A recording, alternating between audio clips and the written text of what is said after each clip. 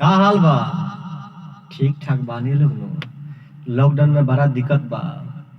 अब स्टूडियो में हमने के दिन भर बानी से दिन भर गावत तनी सा रुआ सबके प्यार आशीर्वाद खातिर लगातार प्रोजेक्ट जाई लॉकडाउन में। अब कहीं तो जाए के बा ना, स्टूडियो में दिन भर रहे के पड़ता।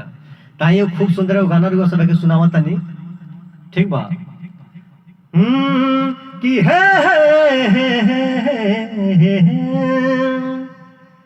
कि गोरिया रे ये गोरिया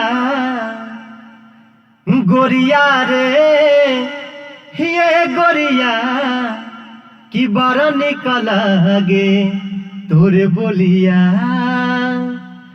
गोरिया रे ये गोरिया कि बड़ा निकल गे तोरे बोलिया।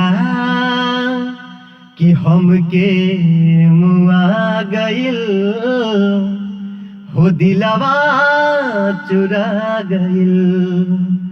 कि हमके मुआ गइल है दिलवा चुरा गइल।